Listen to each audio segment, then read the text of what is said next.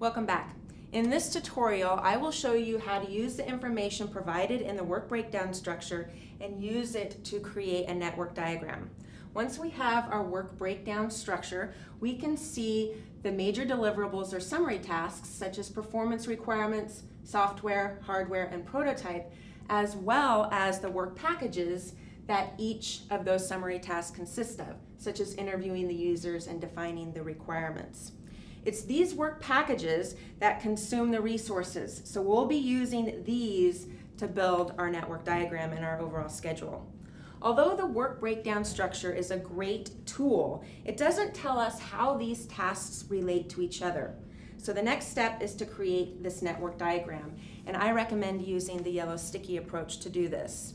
The first thing that we need to do is write down all the work packages. Remember that these are the tasks that directly consume resources, and write them all on a yellow sticky note. For our project here, it would be interviewing the users, defining the requirements, designing the logic, designing the database, code B, code A, purchasing hardware, assembling hardware, integrating the software and hardware, and then finally testing.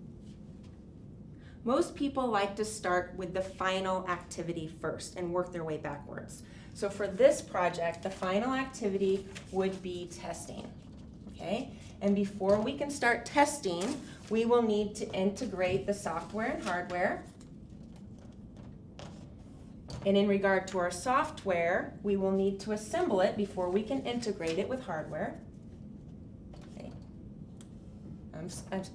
Assemble our hardware before we integrate it with the software. And before we can assemble the hardware, we need to purchase the hardware. Now, in regard to our software, we have to program code A and B here.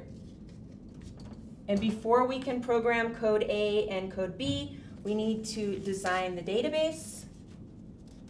Before we can design the database, we will need to design the logic.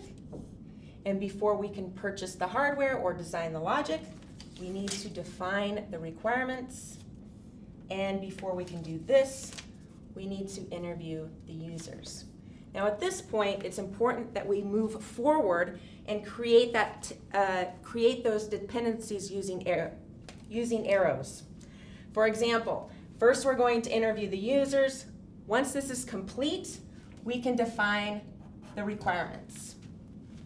Once we define the requirements, we can design the logic and we can purchase the hardware.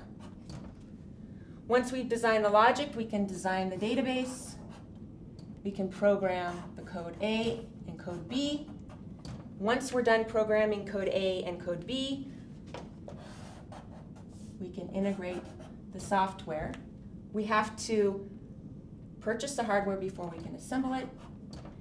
And all three of these tasks, code A, code B, and assembling the hardware, have to be complete before we integrate the software and hardware. And then finally, we can test. Now we can easily see the relationship and dependencies between the activities as well as the overall flow of the project. And this is something that the work breakdown structure alone does not provide.